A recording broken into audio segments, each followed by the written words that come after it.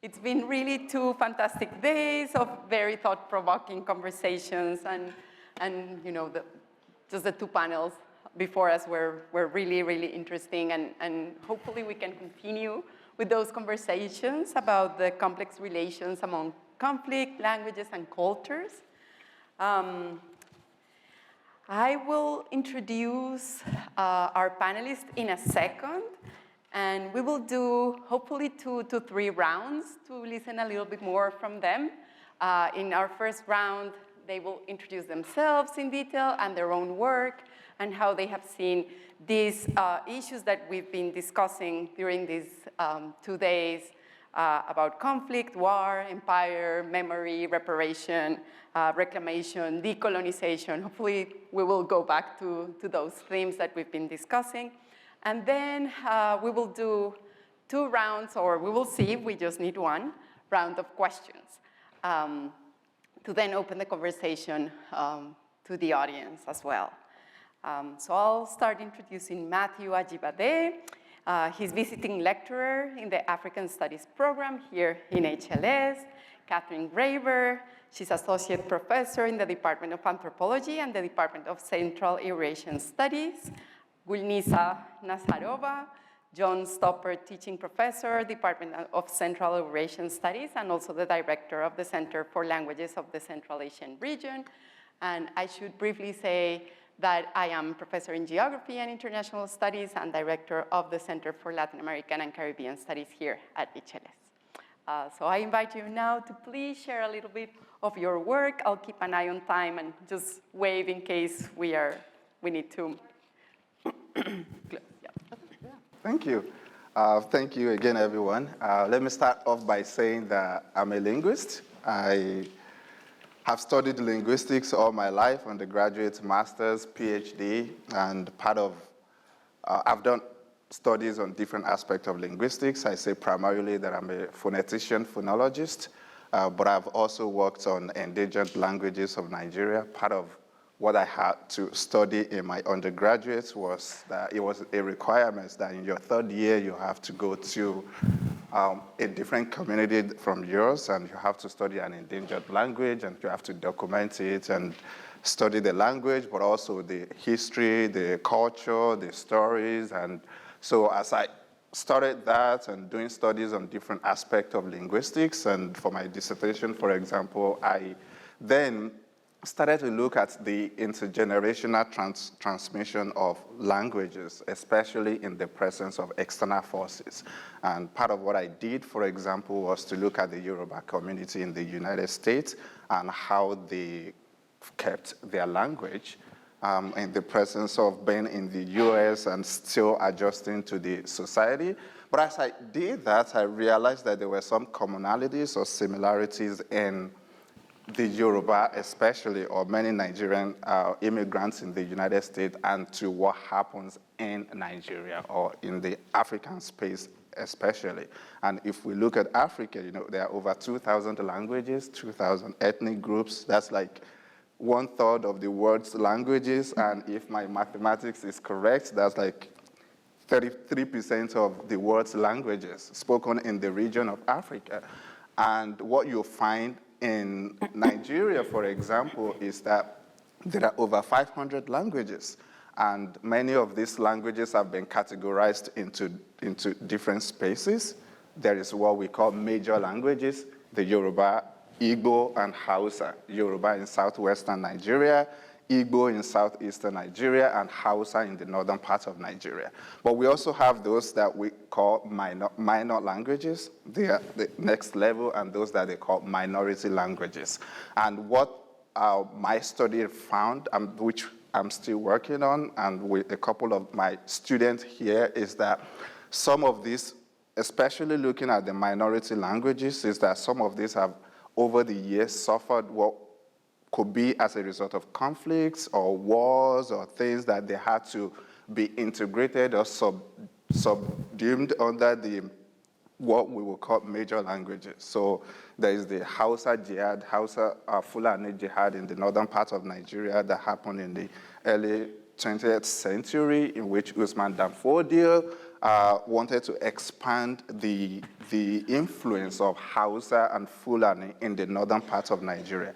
And what that did to many ethnic groups in those regions is they had to, even though they had a different space and culture, but they had to learn the ways of the Hausa people and also of Islam, which was the predominant religion in the north.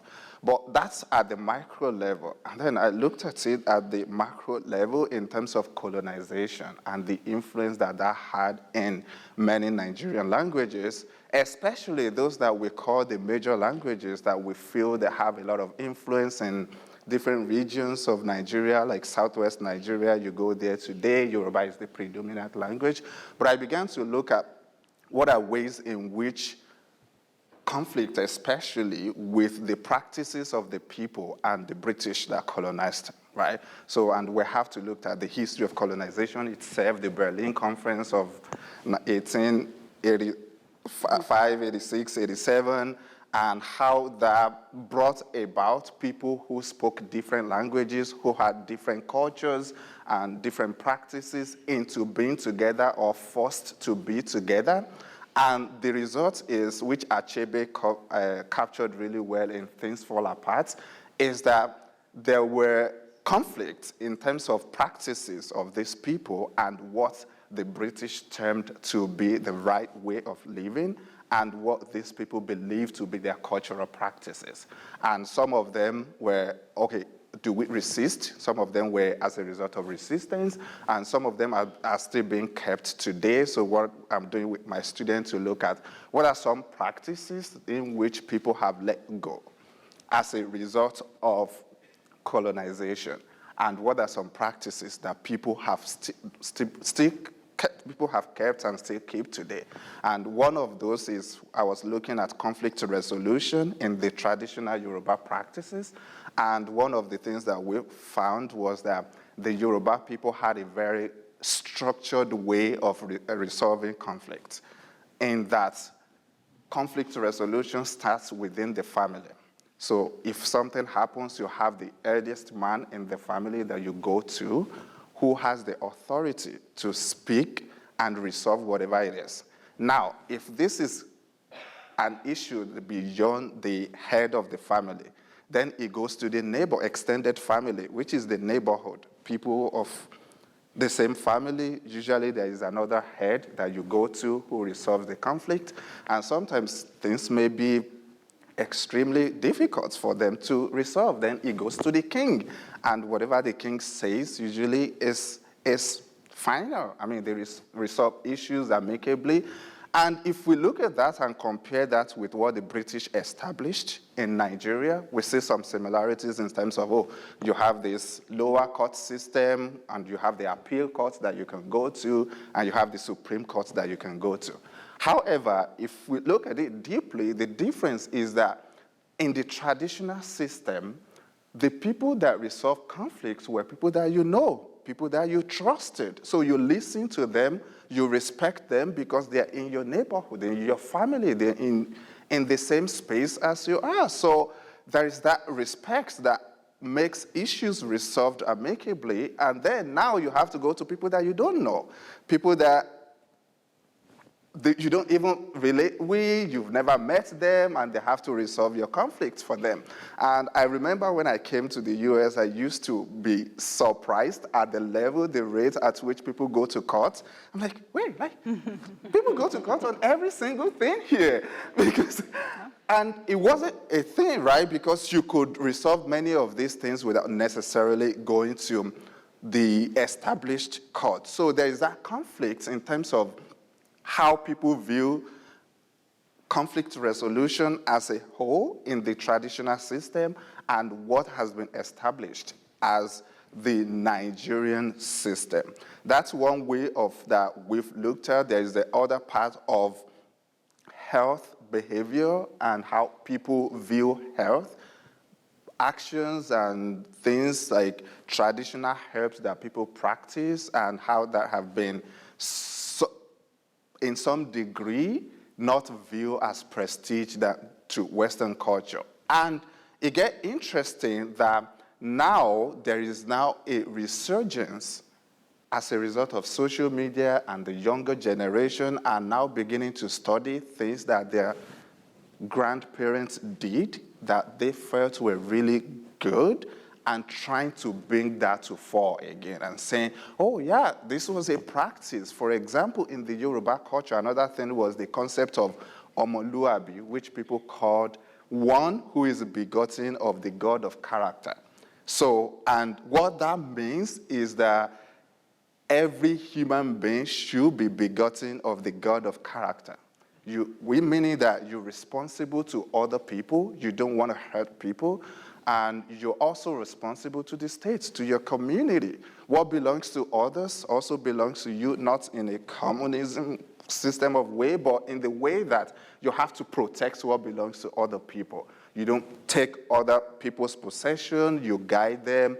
And many people are now beginning to look at, okay, the issue of, especially when we look at Nigerian political system, that what the British established in Nigeria was that you have this pseudonym Nigeria, which you ask many Nigerians, they probably will tell you that I'm Nigerian, but I'm Yoruba, I'm Igbo, I'm Hausa, that they, even though they may recognize, they may say that they are Nigerians, but they're more loyal to their ethnic group than the entity Nigeria. And that in part, that there is now a conversation going on, especially among the younger ones, and saying that this may be why we have a lot of challenges. Why don't we go back to not entirely eradicate or delete what we have now, but the system, the core values that we have, why don't we go back to them and start to study them, and then maybe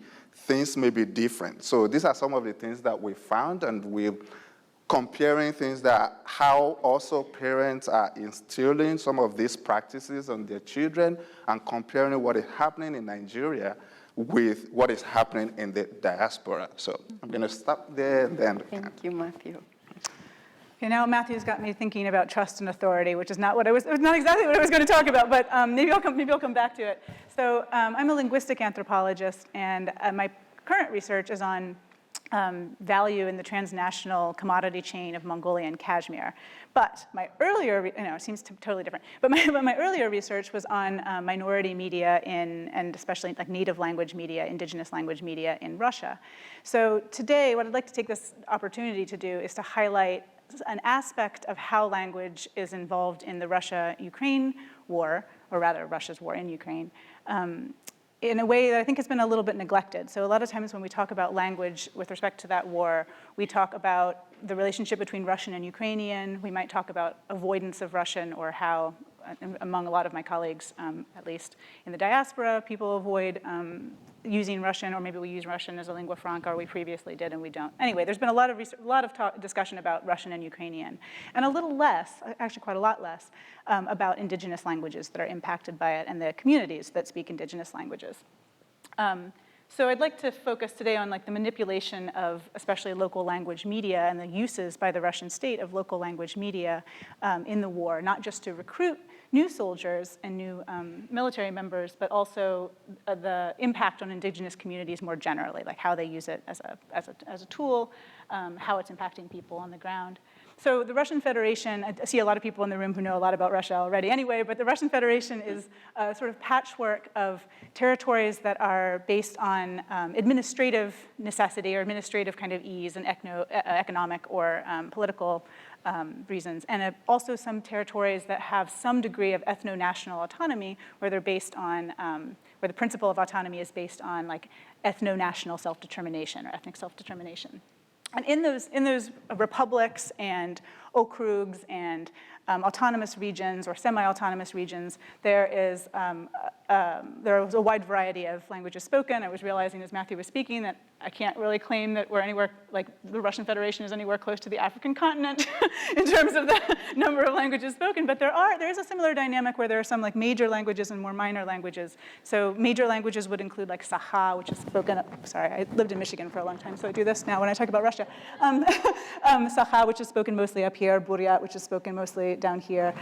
These are major languages spoken by 300,000, 400,000 people, which is a lot in a sparsely populated part of the world. And then there are smaller languages, by which I mean they have smaller numbers of speakers in other regions of Russia and Siberia and Western Siberia and Eastern Siberia especially, but North Asia more generally. So there's been uneven economic development across the Russian Federation, and many of the indigenous languages, including even the major ones, Sakha and Buryat, I'll also mention Chuvash in a minute. There's a lovely poster outside by Alexei Rumyantsev, who's a doctoral student here in Central Eurasian Studies on Chuvash language textbook project, and I'm going to draw on his research a little bit too in my comments. So there's been this uneven economic development across the Russian Federation, and so many of the indigenous languages are spoken in rural areas that are impoverished relative to federal centers, like Moscow and St. Petersburg, Yekaterinburg, Vladivostok, cities you've heard of, that for a long time, the military has disproportionately recruited from those rural areas. But even given that sort of disproportionate participation in the military, in the early days of the Russia-Ukraine war, there was a demonstrable disproportionality to who was on the front lines from Russia and who was dying. So this has been most carefully documented by Maria Vyushkova and some colleagues in data science. She's at the University of Notre Dame, a Buryat scholar at the University of Notre Dame. They documented that none of these figures are like published by the Russian state, of course, and they're sort of guessed at. So what they did very cleverly was look at obituaries and social media posts to try to, which often do note the nationality of a deceased soldier. And they determined from that, you can look at this up in Inner Asia, they wrote up a lovely report. They determined from that the relative rates of casualties and found that Buryats, Kazakhs, Tuvans, and other ethnic minorities of the Russian Federation inside the military were dying at proportionally higher rates.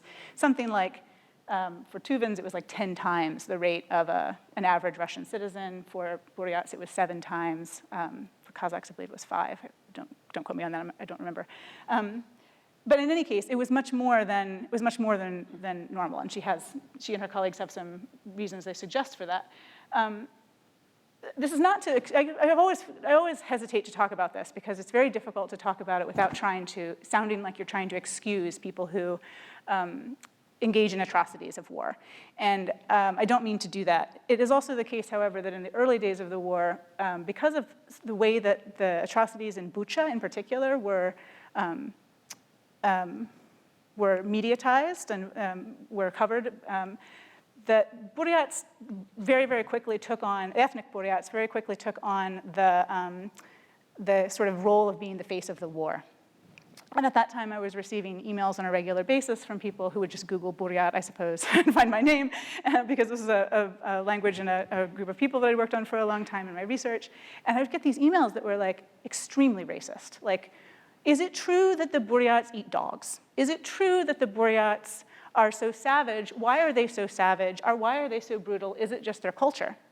Where there was a really facile, of course, like facile sort of connection between some very pernicious anti-Asian stereotypes, especially including among English speakers, Chinese speakers, and Russian speakers, and some atrocities that had been covered. It turned out that actually the paratroopers who were engaged in that were from Pskov. It probably included some Buryats, but also a lot of Russians. In any case, I don't mean to excuse anybody, and I actually want to say, too, that I think that probably, I don't want to discount the very real, sort of, from their perspective, patriotism, from our perspective, perhaps nationalism, of some of the soldiers who are engaging in this. But we do also have to recognize that there are structural reasons that ethnic minorities, and particularly members of indigenous communities, might be disproportionately involved in a war, have one border population thrown against another border population, in a way that is not peculiar to the Russian state or indeed to the former Soviet Union, and that we might witness in the United States as well, right? This is not an uncommon sort of phenomenon. So in native language media, in this context, has become a really important tool of the Russian state for not just, again, recruiting new members, but for also making sense of the war for local indigenous communities and making it palatable to people, with a lot of emphasis in Alexei's work on Chuvash language media, he's found a lot of emphasis on using Chuvash native categories and in the Chuvash language to sort of make it okay, make it seem all right for women to wait, for example, like it's supposed to be a good quality for women to be able to wait for their soldiers to come home, or for men to leave. And a lot of ways of, in the Buryat context, of ways of kind of excusing mass death and mass casualties by using native Buryat categories. And I can come back to some of that as well. But that's something that we're seeing in different parts of the Russian Federation and different indigenous communities, seeing this, a similar kind of phenomenon. Thank you, Kate. Gulnisa. Hello, everyone. It's a real honor for me. Oh, my God. Yeah. Thank you. Hello, everyone. Can you hear me now? Yes. It's a great honor for me to be here today and be part of this wonderful, great conference and this great panel among with wonderful scholars. As Gardner Bovington mentioned yesterday, he said, I am the permanent student at IU. I would like to say the same thing. I am the permanent learner of English at IU here. So, and please forgive me, I will just read my text so to be more accurate. I would like to start with a short piece of a poem by Uyghur writer, Uyghur poet Farhat Tursun. I will read this in Uyghur and then I will provide a translation. Xuddi tarım süydek, biz muşu yerden başlanğan, muşu yerde tügeymiz. Biz hiç yerden kelmedik, hiç yerge qaytmaymiz. Eğer Xuda yaratkan bolsa insanni, bizni muşu yerde yaratkan. Eğer odam özgergen bolsa maymundun, biz özgerdik muşu yerlik maymundun. Like the Tarim River, we begin here and we end here. We didn't come from anywhere and we are not going anywhere. If God created humankind, then he created us here. And if humans evolved from apes, we evolved from the apes of this land. Mm-hmm. A few years ago in the Uyghur diaspora, there was a debate about whether Uyghurs should be considered an indigenous people in their homeland. In their homeland, as my dearest colleague and friend described, the strangers on their own land. Some argued that the word indigenous refers to primitive groups living in isolation. Others understood indigeneity differently, as meaning belonging deeply to their land, language where they live for centuries, and preserving their language, culture, and traditions. The first group likely reflected the Chinese state's narrative. The Chinese government avoids calling any ethnic group indigenous because the term implies original ownership of the land and a historical claim to self-determination.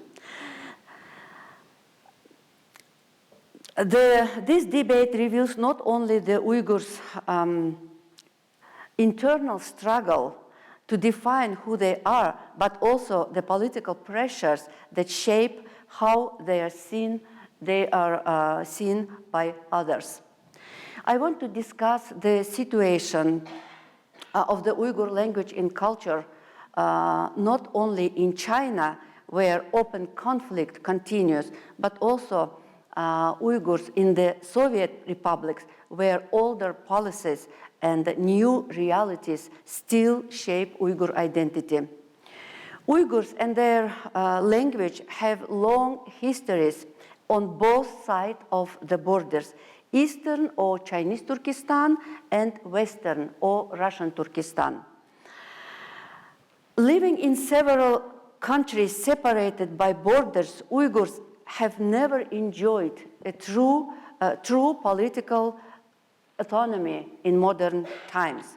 As minorities in Soviet Central Asia and also as minorities in China, Uyghurs always depended on the governments of the countries where they lived to make decisions that affected their lives. Today, the situation in the Uyghur region of China is worse than ever. Several governments, including the United States, Canada, and the United Kingdom, have recognized China's actions against Uyghurs as genocidal. Many Uyghurs have been detained without charge in so-called re-education camps or sentenced to long prison terms on false charges.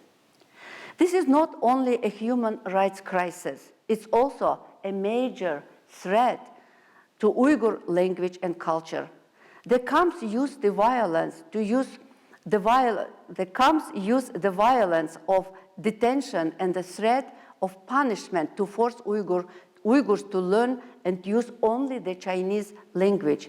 Uyghur language schools have been closed throughout the homeland. Chinese is now enforced as a language of education and daily life. While the situation in China represents open conflict, the Uyghur story in the former Soviet republics shows a quieter struggle.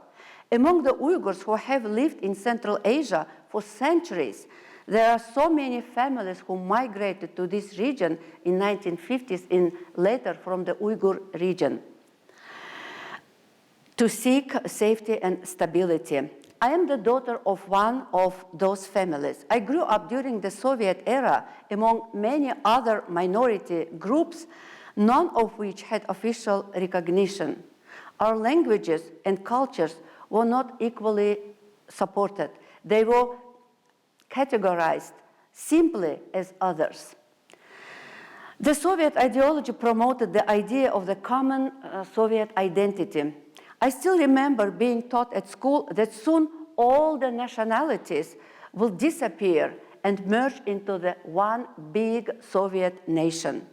Without violence, and often without realizing it, we were slowly losing our identities through school and daily life. Many Uyghurs gradually lost their language and adopted Russian. Later, I understood that to destroy a nation, it's not always necessary to kill its people. Separating them from their language, culture, and roots can be enough. When a language is silenced, cultural memory is silenced too. Having no voice can also be a form of violence. In today's post-Soviet republics, Uyghur communities continue to face slow but steady assimilation, especially in Uzbekistan, where Uyghur and Uzbek cultures and languages are closely related. The loss is less visible than in China, but still deeply concerning. Being divided by borders makes the Uyghur situation even more complex. Uyghurs around the world face different challenges, and as minorities everywhere, but a majority anywhere, they must constantly struggle to preserve their identity.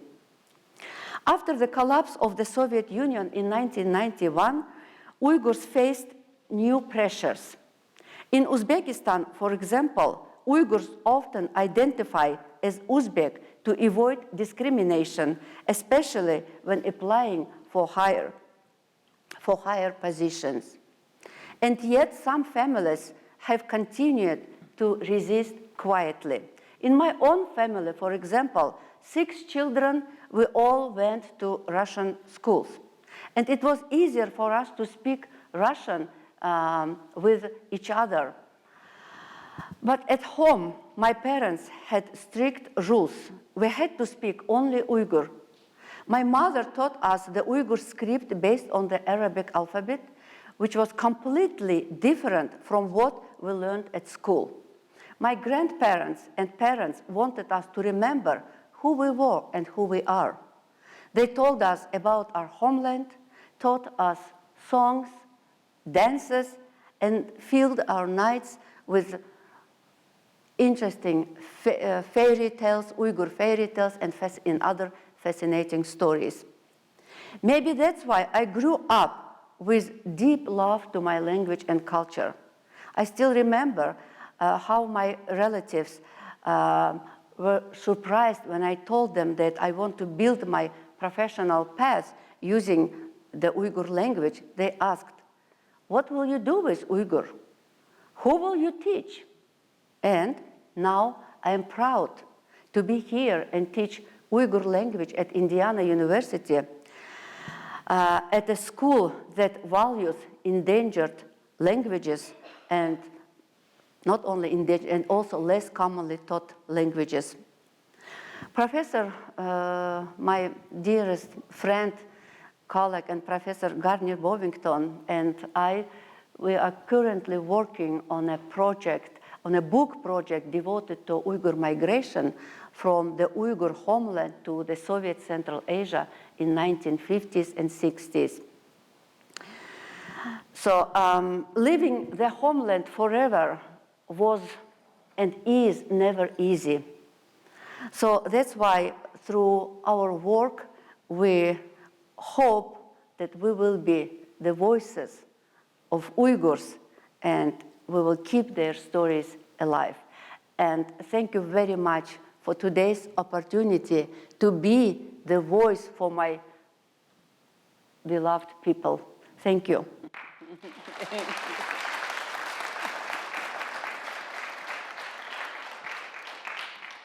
Thank you, Gulnisa, and thank you all for your presentations of your work. I think in your presentations, we can see how difference, ethnic difference, language is mobilized in ways that maybe translate into different forms of violence. Some of them have to do with more structural forms of violence, precarization, marginalization, but others more connected to warfare, domination, and discrimination and banishment also, well, intentions of elimination of certain groups. So I was wondering if we could do another round, teasing a little bit more that question about different forms of violence connected to your own research and the ways in which maybe there has been, pushback or forms of thinking about, you mentioned conflict resolution, Matthew, but forms, and you mentioned cultural preservation, for example, Gulnisa, but if we can think about ways also in which these forms of violence are resisted or even transformed, disrupted, and there's possibility for reconciliation, redress, if you see that in your work. Yeah, absolutely. Yeah. I mean, I shared a movie with my students this week that sort of narrated some of the resistance from the Nigeria, especially the Yoruba people, against marginalization and the force of what is right and what is wrong during colonization.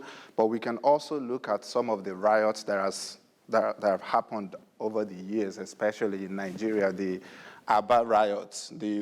At a point, there was, especially during the World War I, that it was something that people were not practicing in the culture, in the Igbo culture, that women participate in the political system. In the Yoruba culture, women participate, but they don't pay taxes because the men hold.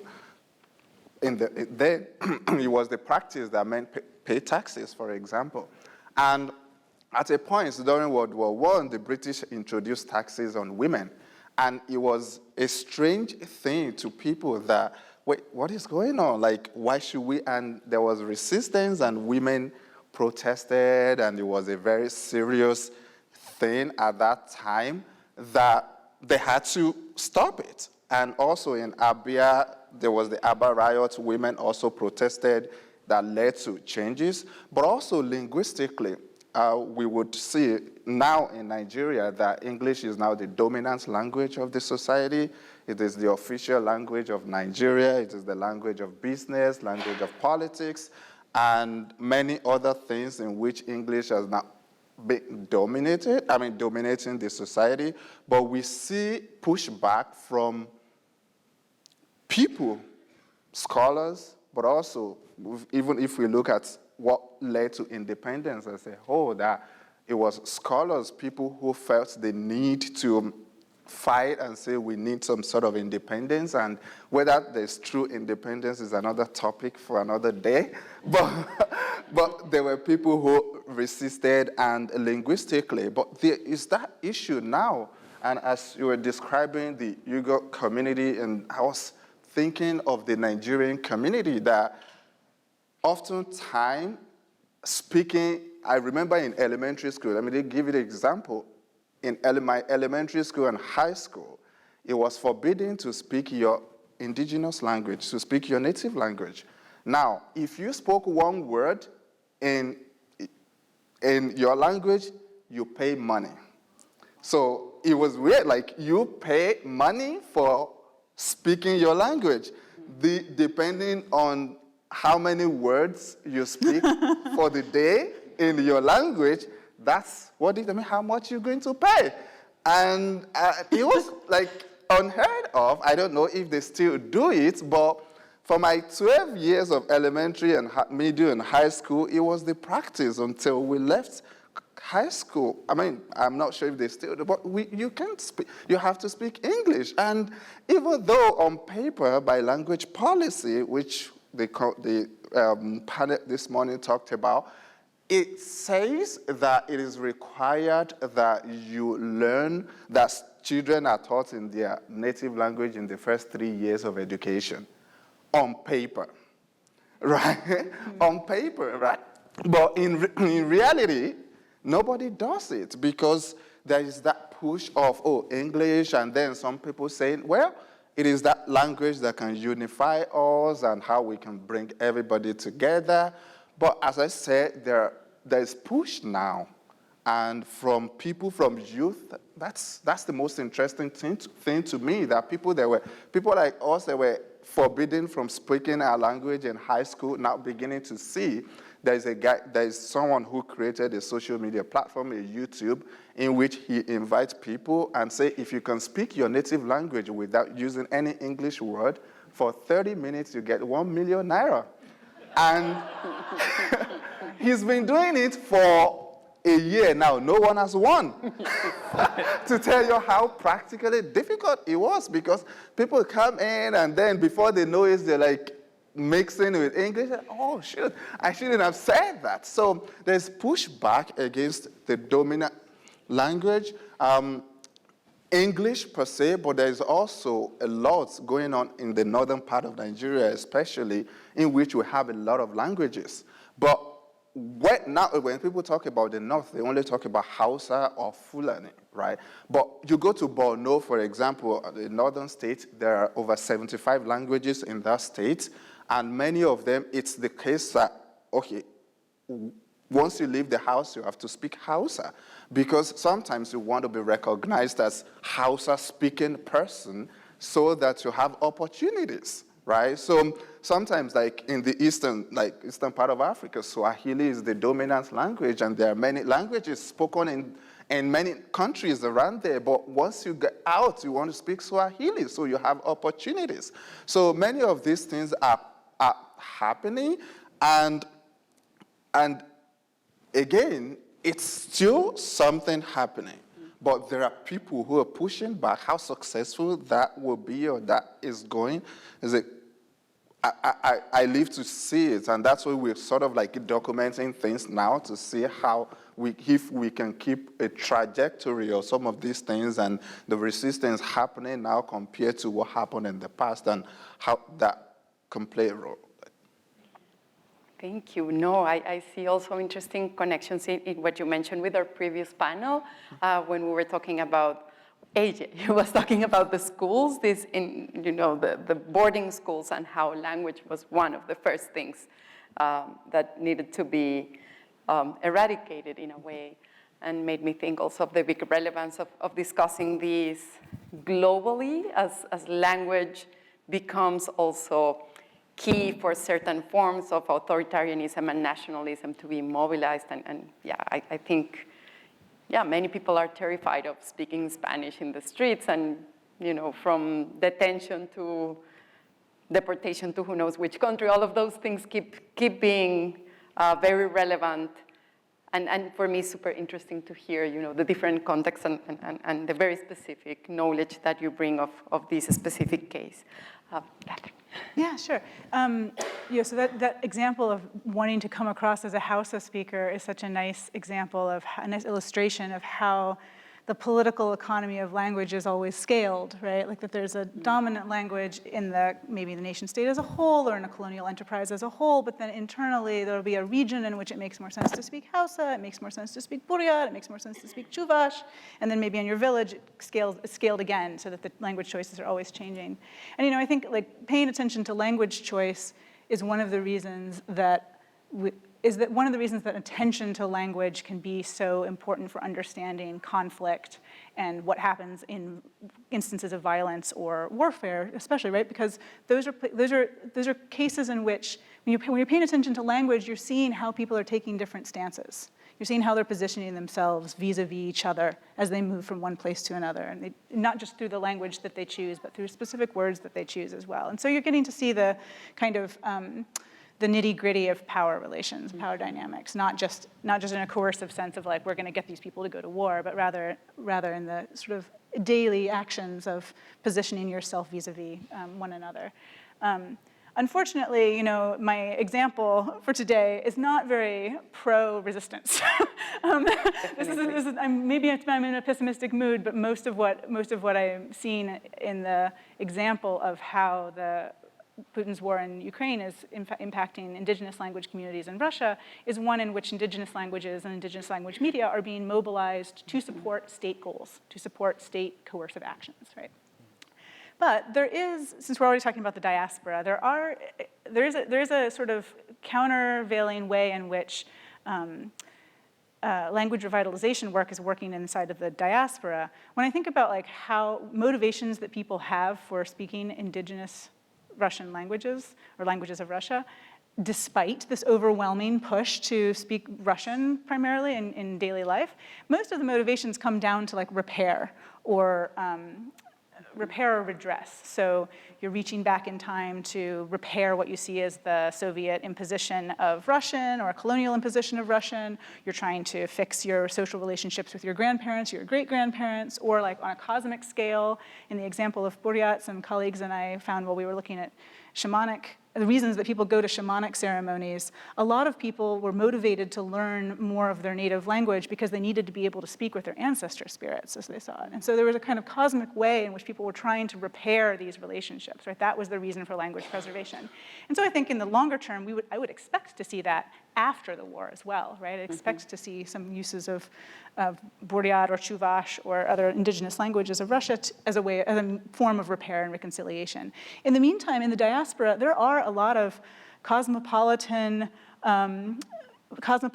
indigenous peoples from Russia who are now in the diaspora trying to reclaim their language, and there's a kind of resurgence of interest because those people, like a lot of times, right, as happens in the diaspora, they're often more cosmopolitan. They're often English-speaking. They're often Polish-speaking or Kazakh-speaking, or like they have these other languages that they rely on to get them out of Russia into German, whatever, and to find new job opportunities where they are.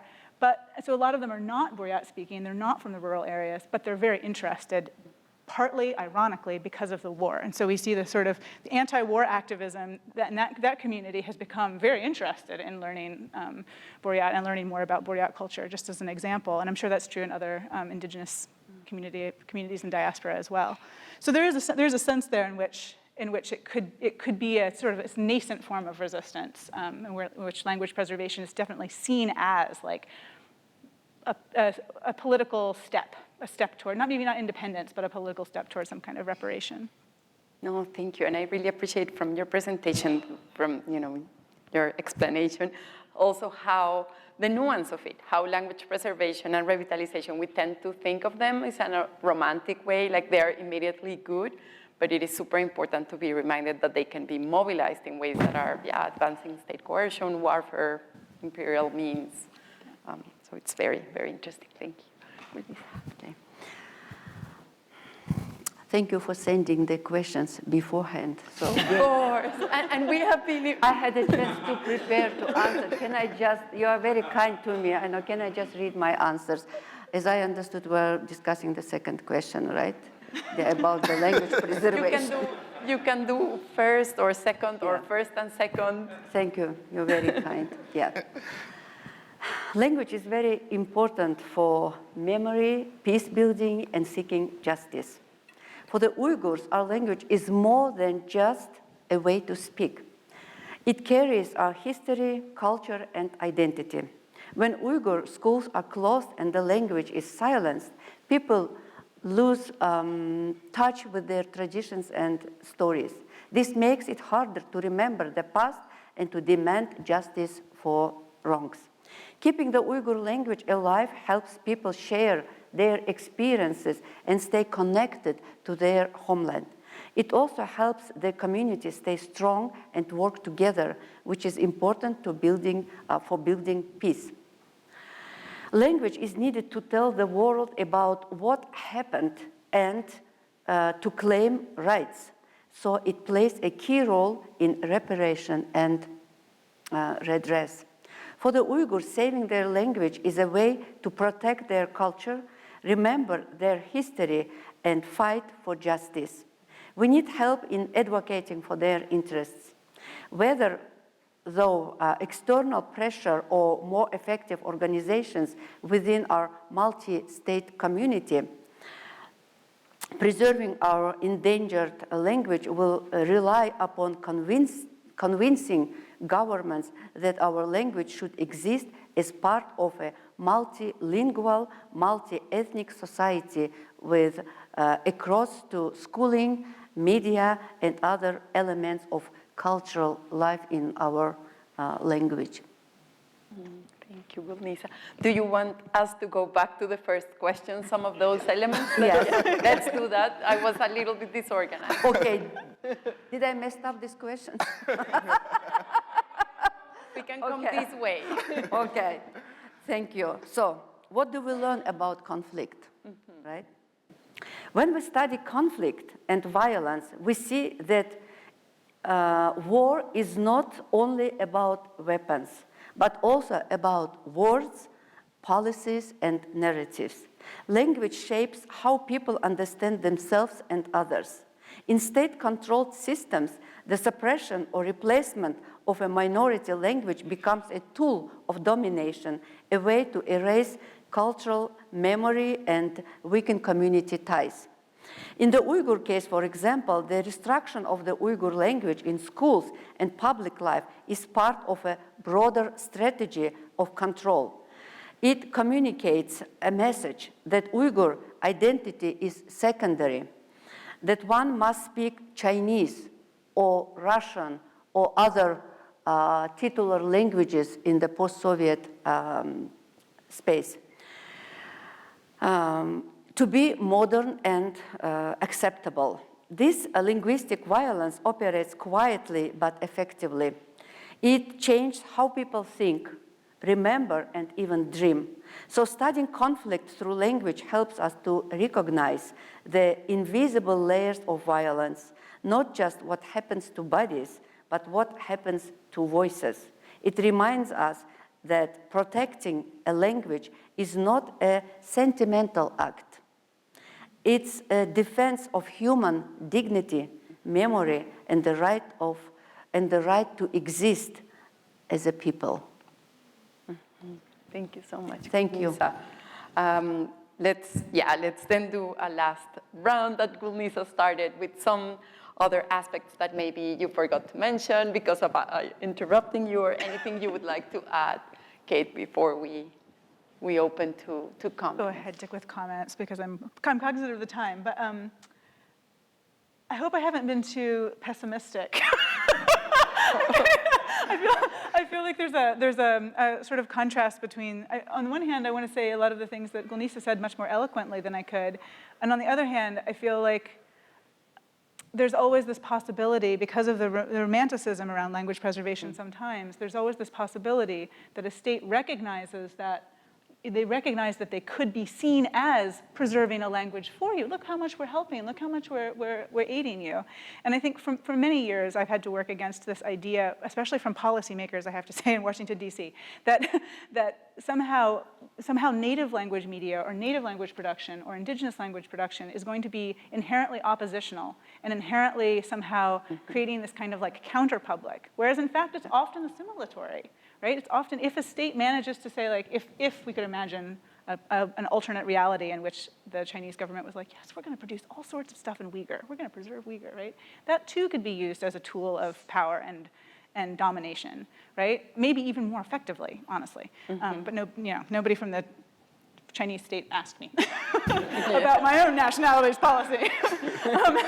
But that could be, that in some ways, that is the more sort of politically powerful thing to do and the more coercive thing to do in a way too, right? Is to use people's desires and almost romanticism against them.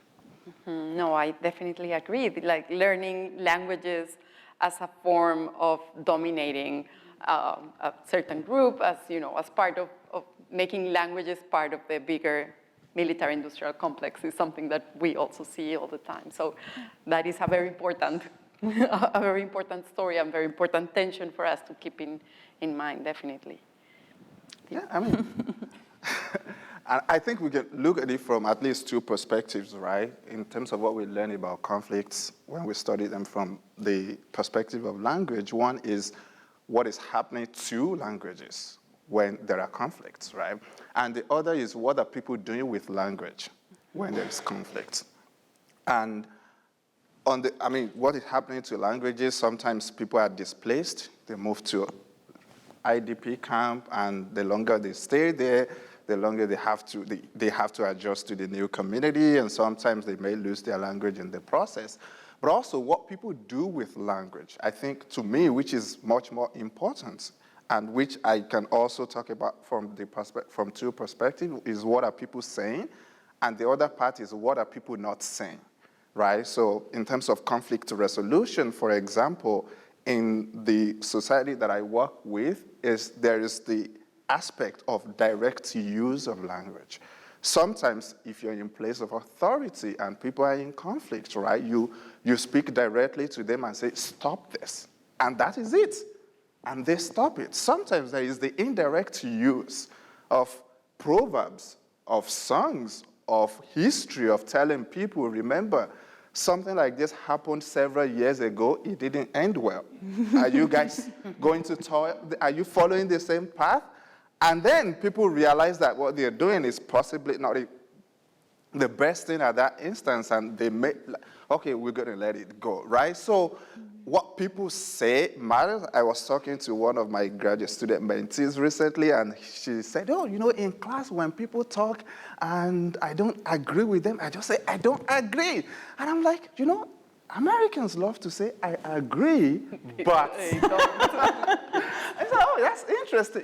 She came from a society where you don't agree with someone, you outrightly tell them that I don't agree, and nobody takes offense in that. You don't agree with me, that's fine, that's okay, let's keep talking. We can talk until we come to an agreement, So when we study language, right, in the same conflicts, we understand how people resolve conflicts themselves. And when there are need for external forces, then we're not coming as though how we feel we should resolve those conflicts. But then we're able to talk to people in the way that align with their cultural norms and in a way that carries more weight, rather than the way we felt that we would resolve this conflict. If people are direct and you are talking to people in an indirect way, it makes no sense to them. If people like indirect communication and you're always very direct to them, then you come as rude and they won't listen to you. And the other part that I said is the part of what people are not saying. Sometimes you ask someone, what can you say about that group? And all they say is, and that is it. They're not going to say anything, but they've not said anything, but they've said a lot. Right? And if we understand what they're not saying at that point, you understand they've just said, like you can write a book about things that they've said about the other group, but you can't hold them to anything because if you say, I didn't tell you anything, right? So that's what people are not saying. There was a panel on yesterday and someone was talking about using blank paper as a form of protest, right? So people may choose not to say anything, whereas they are saying a lot. And when we study conflicts as language, then we understand that, okay, it is not that this person is not comfortable talking about this other group. No, it is that they have many negative things to say about the other group, and they've chosen not to say it. Or sometimes you go to a group, especially in some African societies, they tell you, don't go to that group. They are this, they are that. It is not, and you go there, you realize that the exact thing that they told you are the opposite. Like the people are the opposite of what they've told you. And it's just because there is conflict between them, and they just felt like, oh, now don't go. So when we study conflict in relation to language, then we understand how this works, and it helps us to resolve conflicts in a better way than sometimes how we felt like they should be. Okay, we have some few minutes for 15, 20 minutes for conversation. So we want to open it to the audience. If you have questions, comments, if you want to address them to one panelist or to all. Yeah. Hello, Ryan McDonald, MA of International Studies. Professor Graeber, to your point, I also wanted to, I guess, ask about like when the US State Department or Defense Department suddenly has an interest in a language, right? That probably isn't out of pure beneficence or linguistic intrigue, right? But at the same time, while this could be a vehicle for advancing US foreign policy, it can also be like important linguistic work. And how is the sort of balancing of like, hey, these parties aren't getting interested for neutral reasons, right? There's going to be a thumb on the scale one way or another, even if it's about who you're treating within government or who specifically, you know, within a state you're having conversations with versus like the work that can be done for languages and communities with this sort of funding. So are you thinking about funding specifically when you come to a community with funding? That's a big part of it, but also like prestige, right? If we're only going to talk like Igbo speakers, right? Because that's a language we've learned to like conversate or like have with our diplomats, right? That's going to like favor some faction in Absolutely. like, diplomatic negotiations with other others. Absolutely. So I guess the short answer is yes, more please. All of the languages, right? Because you're going to, and to be very aware of what those conflicts are, preferably before you go, which is part of why you get an MA in International Studies before you engage in a local community, right? Since a lot of this is about preparation and having some, it's not like entirely unknowable how things are going to go in a particular community. Partly for the reasons that Matthew's pointing to, that like, you know, pragmatically people will tell you all sorts of things about, without even telling you necessarily, about what the relationships are between people. But I think to this very specific point too about where funding comes from, that, you know, that has been a real challenge for linguists and ethnographers and field workers for a really long time on the ground, that you want to be transparent, need to be transparent for ethical reasons with your interlocutors on the ground, but your funding is coming from somewhere. And if it's coming from the Department of State or the Department of Defense, it is going to, that is probably sits with your audiences or your interlocutors in different ways, right? I know in the context of Russia, it was often a problem for me if I had Department of State funding, and I had to do a lot of, I appreciated Department of Education funding because that was a lot more, it was a lot easier to sort of explain through. And I had a lot of long conversations with people about what it meant, what is the State Department doing, why are they interested in why would they send you here, are you a spy?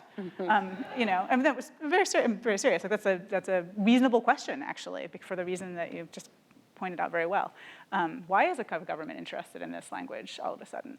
And the wonderful thing about it is, of course, that most governments don't know most of the time. So like they don't, we're not, you know, no one's totally sure why something's going to be important in the future. Hopefully they're investing in a sort of basic science where you're approaching it like it's a question of basic science where you want to have as many experts in as many different, as wide a variety of languages as possible, and as wide a variety of regions as possible, because you don't know what's going to be important in the future, right? Mm-hmm.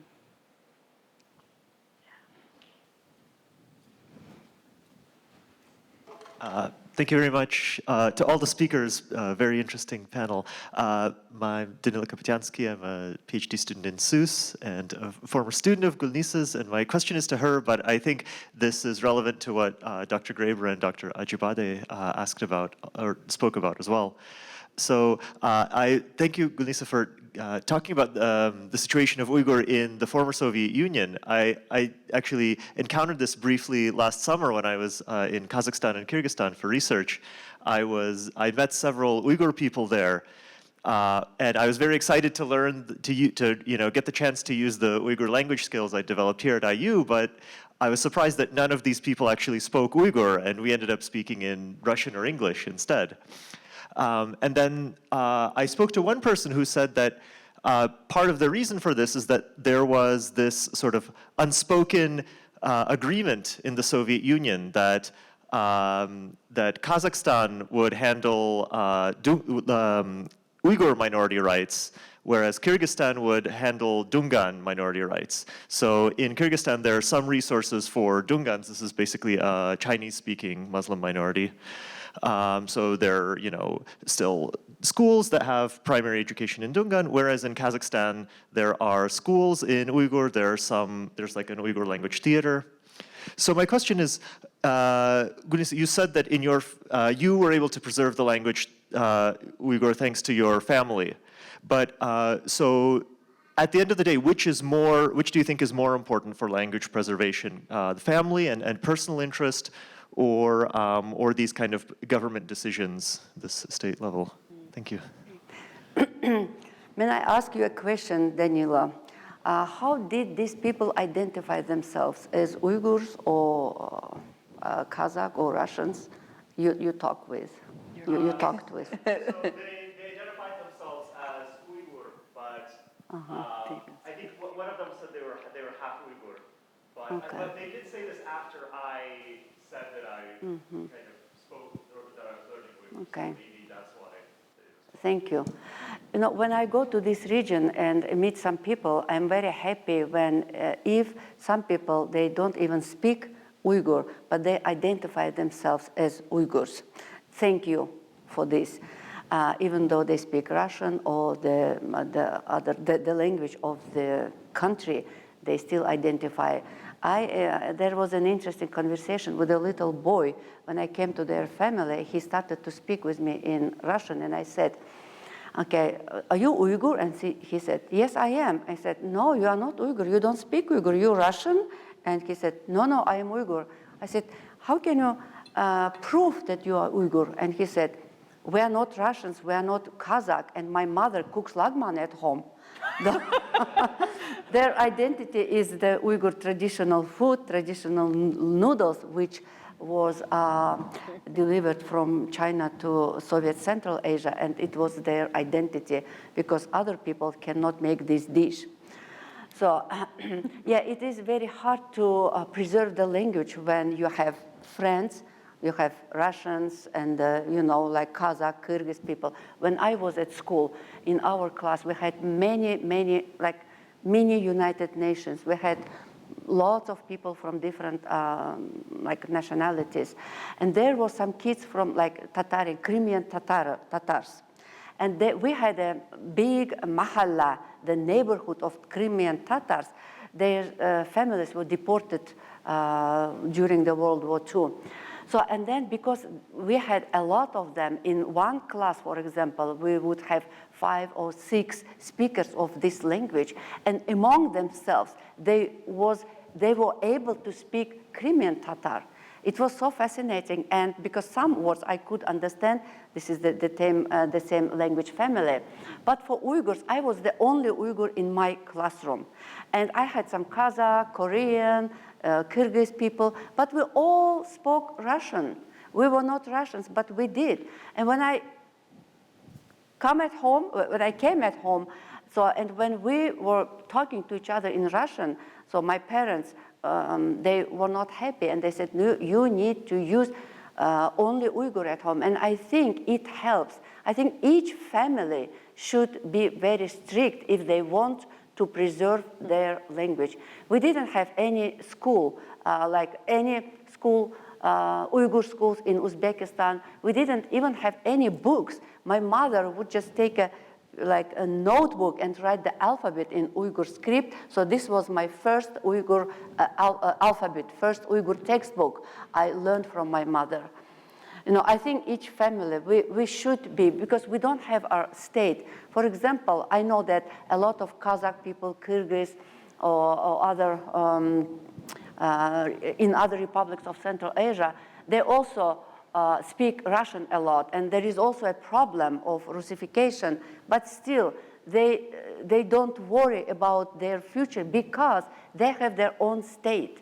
They have Kazakhstan, Kyrgyzstan, they have schools. Their kids go to these schools. But in Uyghur case, because we don't have these schools, it's very hard. Because we don't have a state, it's hard. I am afraid that after 50 or 60 years, so there won't be many people speaking Uyghur. And it will be very sad because Uyghur language has a long history, and that's why we should keep this language. And you mentioned that about the support from the government, does it help? Yes, it does, of course, it helps. For example, in Kazakhstan, especially in the border city of Jarkent, they have some schools. And all the Uyghurs, we really appreciate this, and we always thank the leaders of this country for helping. It helps a lot to preserve the Uyghur language. When I was there like 2 years ago, so I was able to talk to many people in Uyghur, and even kids. They speak because they go to Uyghur schools. But in Kyrgyzstan, we have no Uyghur schools. In Uzbekistan also. And in Kyrgyzstan, the Uyghur people, they live in, how do I say this in English? Like compactly. For example, there are some neighborhoods where only Uyghur lives. And they have now like Sunday schools. But in Uzbekistan, this is, I think, a very sad situation in Uzbekistan because who studied Uyghur and Uzbek, you know that these languages are very close to each other. And you, even without realizing, you are melting to this community.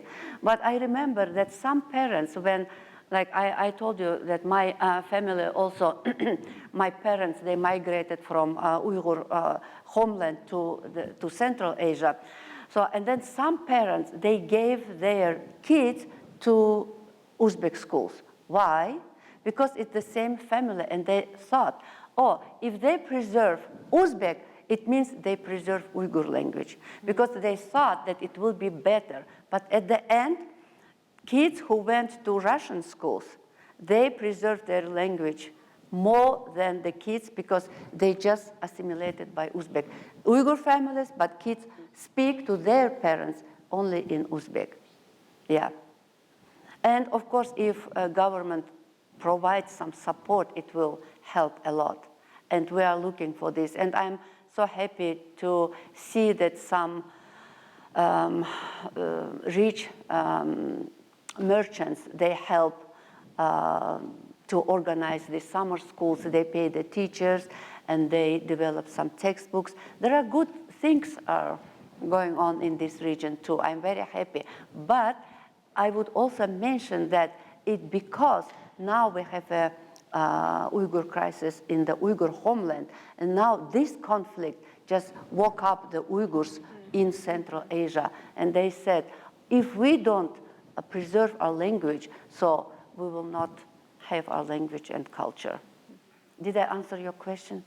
If I may add something to that, I think both are important, right? So, and we realize in some societies that many of the parents don't speak their language to the kids because sometimes it is the fact that there was a quote by Kim Williamson, a linguist who looked at the Nigerian situation in the 70s and said, to get ahead in Nigeria, you need to get an English head. So, and then what that translated to then was that parents would want their children to speak English because of opportunities that were available to them. If you can speak English well, you can get a job in the media, you can become a lawyer, you can become an agent. So that could play a role into how parents look at it, but when there are opportunities and government promotes the use of indigenous languages, then parents know that this is being supported by external forces. But I do agree that parents have the major role to play in speaking these languages to their children, because nobody's going to. I have some students here who learn Yoruba, and they came from Nigeria as kids, and so many of them will come to me and say, you know, my parents never spoke Yoruba to me in Nigeria. All they wanted us to speak was English. And then they got to the US and realized that we need to learn Yoruba. I'm like, what a contrast. And then now I'm here learning Yoruba, and I get home, they want me to speak Yoruba, but I'm like, you never spoke Yoruba to me? Oh, they see the value of the language after they've left their home and in another society, and realize that if we don't have this language, we become a citizen of nowhere because we don't belong anywhere. So we need that language so we can identify as being Nigerian or being Yoruba. So that both are important, if I was saying. Yeah, also not equally distributed. Yeah. You know, if learning a language, preserving a language is also part of social reproduction, and then it is unevenly distributed among those parents, between those parents. Serafine. Oh, there's one. Hi, Serafine. Hi, I'm Dahlia Townley Bakewell. I'm a sophomore here at IU. I'm studying Chinese, I'm studying Arabic. I really like languages. I wanted to ask, since we have such an issue with so many languages dying out now, especially maybe the language still exists, but it doesn't exist with its full cultural memory and context, and maybe oral histories too. How do we preserve those, those cultural memories, oral histories, languages in general? And can we use AI to do that? And sorry, I know I have another part to this question. And if we do that, how do we make sure it doesn't backfire while still ensuring indigenous ownership of indigenous languages? What a difficult question. Who wants to try to answer? I mean, that's a very important question. How do we preserve this, right? So I know some people who have created some story archive of documentation of memories, especially in many African societies. We say that the older you become, the more memories you have, you're custodian of history, right? So we have people who are now doing digital archive of some of these memories, culture, experiences. I know someone who, when his mother was 98 and said, I know you'll be gone very soon. Now tell me the story of your life. And I want to know everything that has happened to you in life. Had a video tape recorder and recorded them and said, yeah, now I know. And there were very fun things. My grandfather, the same thing. When he was, my dad said, we have to know what happened. We have to know your story. What are things that you did? You live up to 200. Why is that? And let's know your life. And then they recorded that. And especially, there are many languages now in Africa with just 3 living speakers. There are many like that have just 3 speakers, and they're all in their 70s, 80s. Once they're gone, they're gone. And sometimes we look at it as just a language. No, there's a lot that is going with these people. So there is much more work to do. Since you love languages, I'll throw you to that to you if you have the opportunity to do some of these things. And AI, that's another big topic that I don't know if we have the time. And I mean, they focus more on major languages now, right? And in terms of the resources that have been devoted into many of these languages. But I think they're expanding that more. There are some grants that I know. Mozilla, for example, created a grant for many less studied or endangered languages so that they can incorporate them into their AI. I'm not open AI, but yeah, that's something too. We're running out of time. I don't know if we have yes. Could I note I'll just note 2 exciting things that have happened regarding this field, this very large field in language preservation. One is that in the last 10 or 20 years, people have really, in sociolinguistics, language preservation, language revitalization work, language reclamation, people have really shifted away from talking about extinction toward thinking about languages as sleeping, which is great. One of the primary examples of this is the Miami language that was and is still spoken in Ohio and Indiana, among other places in the US. So the emphasis for such a long time was on languages dying out, being completely dead. But we've shifted actually in a lot of work toward thinking about these successful cases and saying, like, if we can really thoroughly document as much as possible a community in the future who still identifies as Uyghur, for example, and might, based on other criteria like noodles, might want that material and revitalize the language and reclaim it from the past. So we have several examples in native North America of that happening, where really extensive, ironically, documentation that was done by colonial authorities who ultimately killed the language for a while, created these vast kind of like archives that could then be used by descendant communities to revitalize the language. So that's one really exciting thing I think that's changed. And another exciting thing that's happened in the last 10 or 15 years is that a lot more minority languages are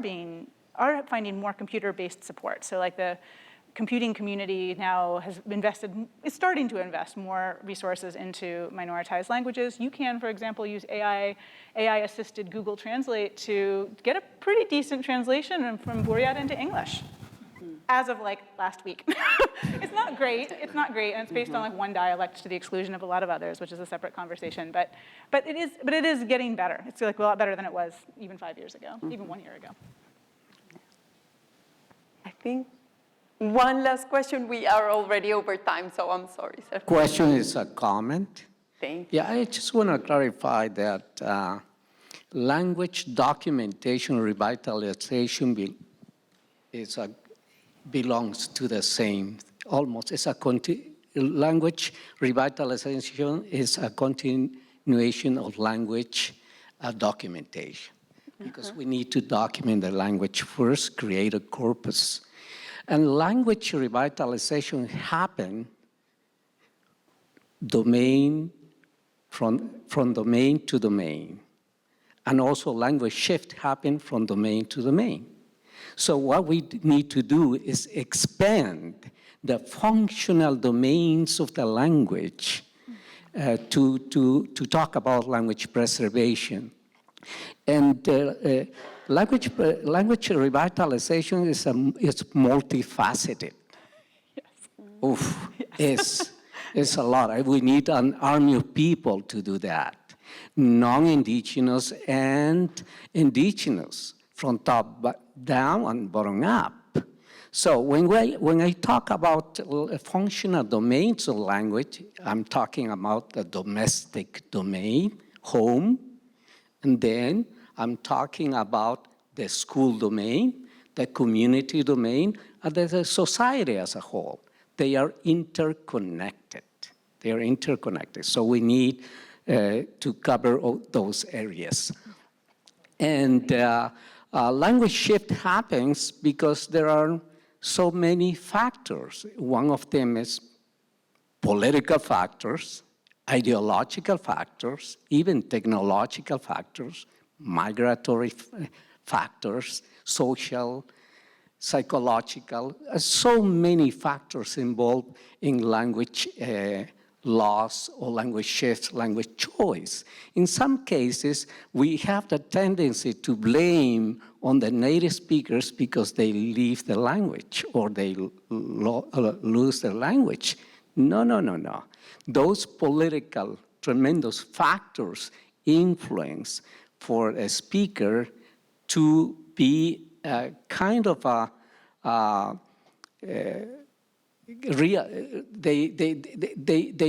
these factors are kind of stumbling blocks for language preservation and revitalization.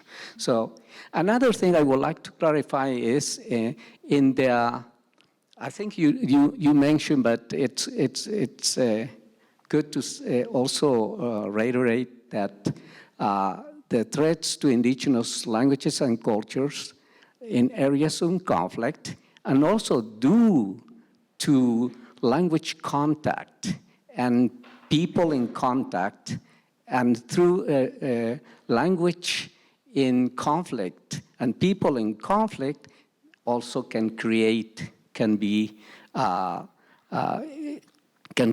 interesting scenario related to conflict. So I think you mentioned that, but I just want to emphasize those aspects. And so, thank you. That's all I can say. I want to, yes, please join me in thanking our panelists and thanks for this fantastic conversation.